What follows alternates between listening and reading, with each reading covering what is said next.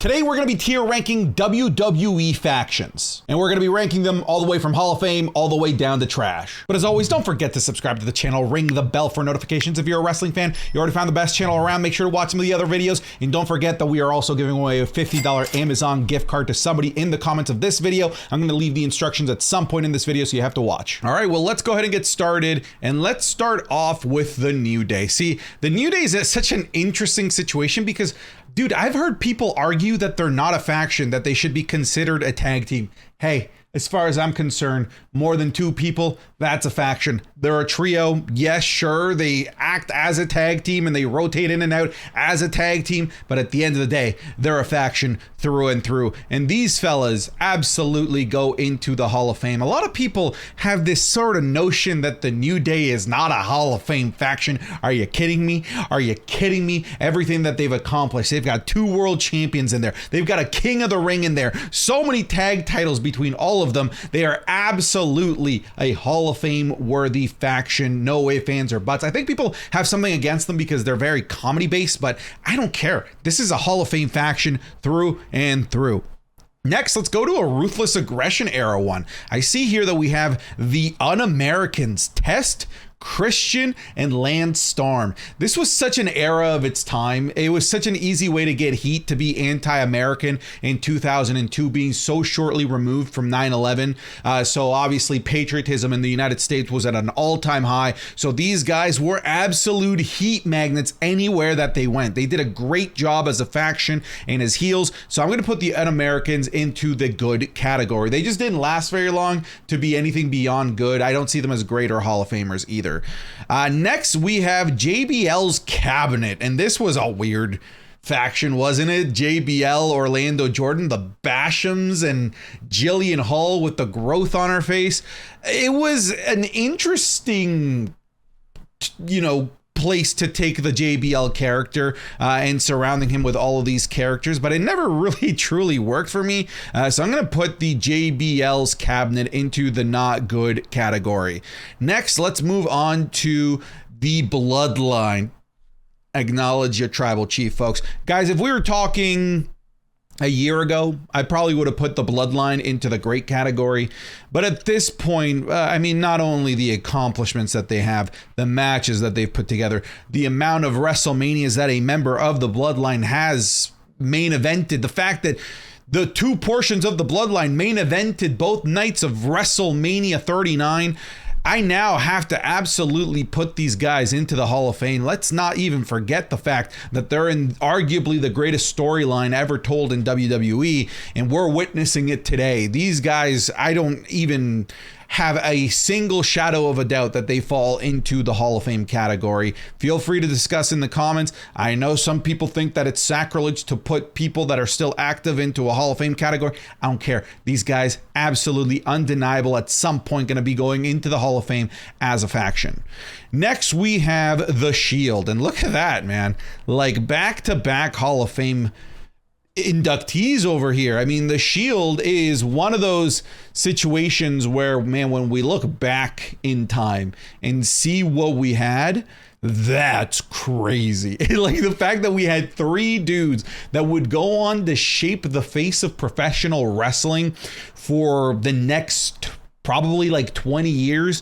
We have, of course, Roman Reigns and Seth Rollins running the show in the WWE. And then we have Dean Ambrose, now Jon Moxley, setting the pace for WWE's competition over in AEW. The fact that 3 of these guys were put together and that all 3 of them would go on to have absolutely legendary careers is 1 in a million. Honestly, the chances of that happening just are not very great. So kudos to Dean Ambrose, aka Jon Moxley, for reinventing himself and going somewhere else and building and carving out his own legacy so that he's not just at the shadow of Roman Reigns and Seth Rollins. Next, let's go ahead and grab the Hurt Business. The Hurt Business is a recent casualty of Vince McMahon booking. Dude, I love the Hurt Business. I really genuinely do. I think the Hurt Business was a phenomenal idea. It was a great way to pair 2 guys that were just kind of middling, doing nothing, and elevate them while also elevating the key cornerstones of the faction being Bobby Lashley and MVP at the same time.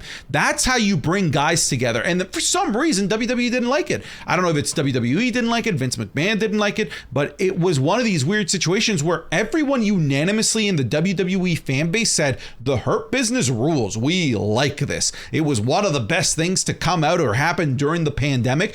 And for some reason, just WWE didn't like them, even though collectively as a fan base, we all thought that the Hurt Business was awesome. So they just booked them down into oblivion, broke them up, kept teasing a return back to them, and then never did. So unfortunately, as much as I love the Hurt Business, the Hurt Business goes into the not good category. I would love to put them in good, but just the sheer amount of missed opportunities that the ball was dropped with them, and none of their faults, of course. It's no one's fault in the Hurt Business. It is fully on the WWE, so I'm going to put it into the not good category. Next, let's go ahead and grab Team Angle. This is such a interesting faction, right? This is almost the Hurt Business 1.0, right?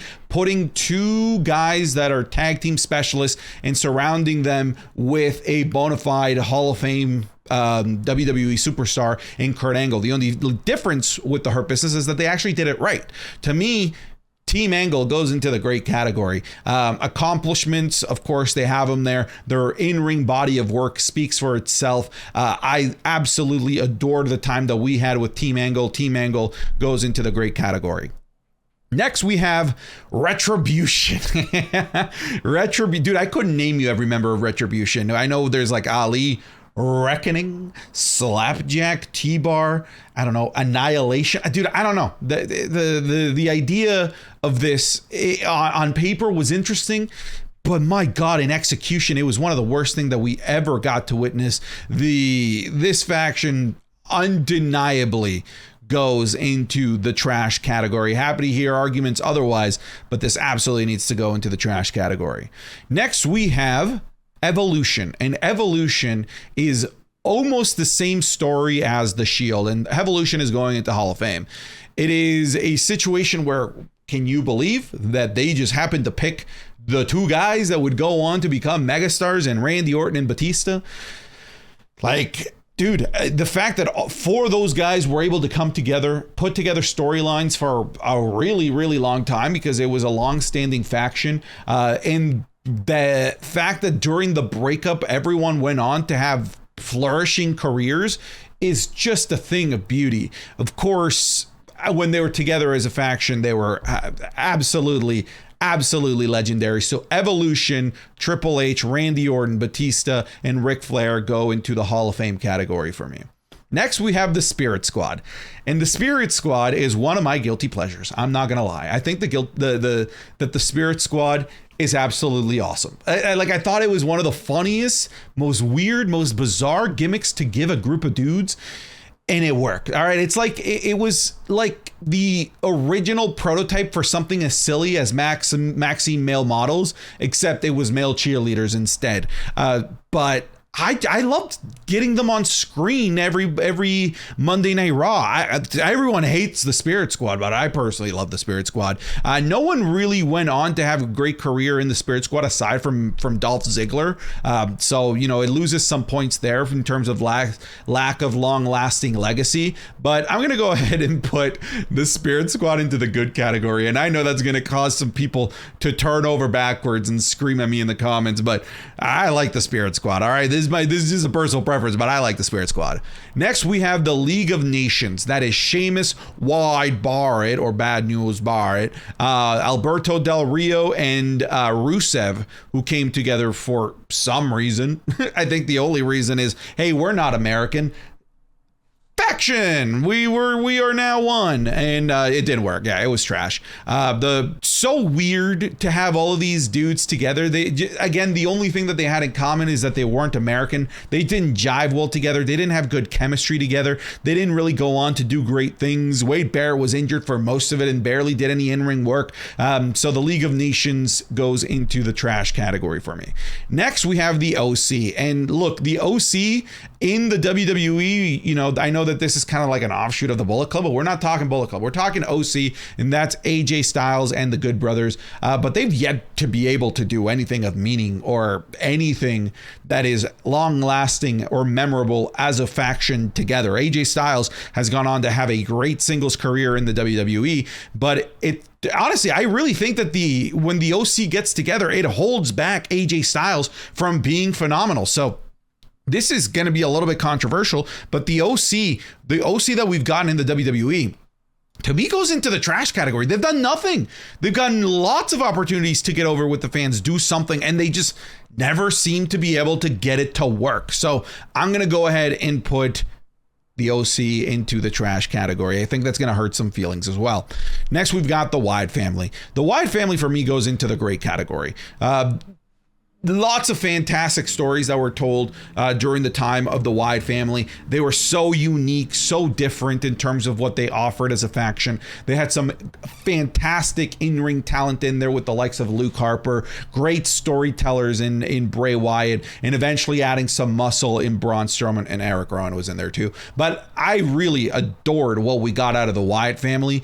Bray Wyatt has never really been the same since losing his family, but the time that we did have with the Wyatt Family goes into the great category for me. And now we're at the point of the video where I need to tell you how to enter to win that $50 Amazon gift card. All you have to do is like the video. We're going to check whether you liked it or not, so there's no line, because we're going to get you to send us a screenshot, and then you just have to leave a comment about cell phones. Anything about cell phones, all right? Whether you like cell phones, don't like cell phones, whatever you do on a day-to-day basis with cell phones. Basically, a comment about cell phones so that we can differentiate people in the comments that made it this far into the video versus those that didn't, okay? That's how we're going to tell you apart. Again, like the video, leave a comment about cell phones. Let's keep going. Okay. Next, we have King Booker's Court. I think this is another weird one. It kind of just reminds me of a slightly more medieval version of JBL's Cabinet. So I'm going to go ahead and put Booker T's King's Court into the not good category. Next, we have La Familia. And La Familia never truly did it for me. That would be the Guerreros, Vicky and Chavo Guerrero, as well as the Edgeheads and Edge.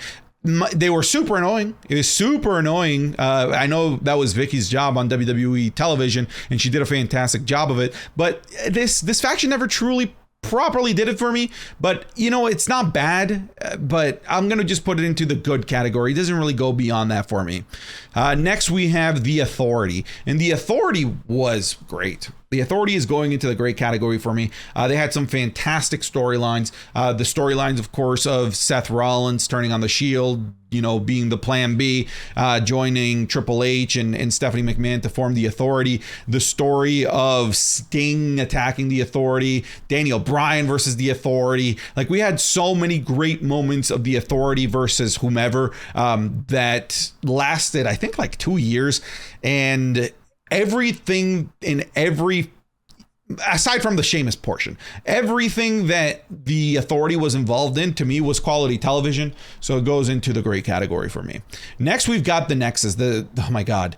What could have been? This could have been a Hall of Fame faction. It was a Hall of Fame idea, but it was trash execution. The idea to put all of these rookies together to come in and absolutely turn the WWE upside down was a fantastic idea. This is one of the few times where I just don't defend John Cena, because there's no reason why John Cena should have gone over the Nexus and buried them at SummerSlam the way that he did. Some people make the argument that they wouldn't have been ready for that type of spotlight anyway, so them winning wouldn't have led to anything. I disagree. I think them getting buried by John Cena and Team WWE at SummerSlam really absolutely destroyed this faction. They were never the same after that.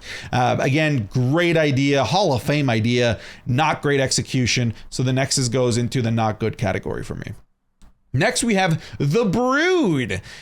Interesting situation with the Brood, where the leader of the faction that started the faction went on to have, I guess, the least memorable WWE career out of all of them, because it was Gangrel, Edge, and Christian. Of course, Edge and Christian being multi-time world champions. Edge, one of the greatest WWE superstars of all time. Christian carving out his own legacy, not just in WWE, but in places like Impact and AEW. Meanwhile, Gangrel didn't really do much beyond this gimmick here. But I liked the Brood. The Brood goes into the good category for me. Next, we have Judgment Day. And dude, Judgment Day is a tale of two halves. At the beginning, man, Judgment Day sucked. Like, they just couldn't win anything. They couldn't figure out, like, who was in the faction, who wasn't. Edge is in. No, he's not. We have Finn Balor. Okay. We have Rhea Ripley. Okay. Like, it was just an unorganized mess. But because WWE is now at the firm hold of Triple H, at least I assume, they were able to be patient with Judgment Day. I think if this was Vince McMahon, they would have scrapped Judgment Day a long time ago, but Triple H allowed the story to develop, the characters to develop, and the team to gel together. And today we have one of the most interesting on-screen factions as of the making of this video. I'm going to put Mommy, Rhea Ripley, Damian Priest, Dominic Mysterio, and Finn Balor of Judgment Day into the great category. They don't quite make it to Hall of Fame. They haven't really done as much as the Bloodline yet, but to me, Judgment Day is a great faction. Next, we have DX, and DX also goes into the Hall of Fame. Another Triple H faction finds his way into the Hall of Fame. Do you really need me to explain DX for you? I don't think that we do. I think everyone here is just going to be like pretty much okay with me just going ahead and putting them into the Hall of Fame category. It's like one of the most famous WWE stables factions of all time. So it's just going into the Hall of Fame category. Next, we have the Nation of Domination. And I think the Nation of Domination is looked upon with more rose-tinted glasses than anything. I don't think that they're as good as people give them credit for being. Sure, it was the launching pad of the character of The Rock, but he didn't make his name or his fame while in the Nation of Domination. It wasn't until he really left. So I'm going to go ahead and put the Nation of the Domination into the good category. I think people are too quick to go ahead and say that they're a Hall of Fame faction. I don't believe that they are. Next, we have CM Punk Straight Edge Society. I like the Straight Edge Society. Another great idea for a faction. They just didn't let it run its course and didn't let it exist as long as it probably should have existed. I also think that they would have benefited more from somebody like Triple H in charge as opposed to Vince McMahon, who loves to just stop things for no reason. But the Straight Edge Society also goes into the good category for me.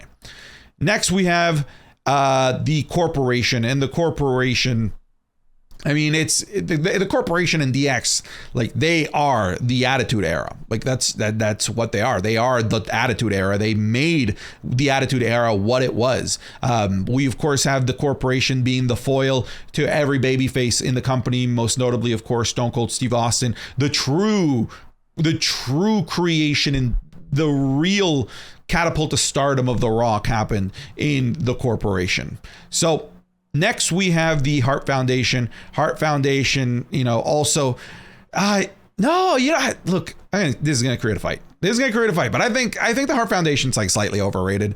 I think they're slightly overrated. I really do believe that they're slightly overrated. I don't think that they are this Hall of Fame, oh my God, one of the greatest factions of all time. I think they had some great in-ring workers, but like as a faction, I don't know. I just think that there's a slight hint of overratedness there, and that people are just too quick to jump in and say that they're the greatest faction of all time. I just don't think that they are. I really don't. Rights to Censor was a fun faction, wasn't it? Right to Censor for me goes into the good category. They were just a great product of their time. They just fit really well with the wackiness that was the Attitude Era. They don't really go above and beyond anything aside from just a good faction, so they go into the good category for me. And then lastly, we have the Undertaker's Ministry of Darkness, and this to me goes into the great category. Doesn't quite make it into the Hall of Fame either. I think that it's weird. It's a situation where I think they aren't as good when they are a sum of all of their parts. I actually think that there's pieces in there like the APA, and then we had the Undertaker and some other players in there that were kind of just better off being on their own. And then coming together to me didn't create this like otherworldly faction that was going to stand the test of time and be a Hall of Fame faction. But to me, it's still a great faction, so it goes into the great category. Whew, that's a lot of talking. Thanks for watching. All right, get out of here and like the video.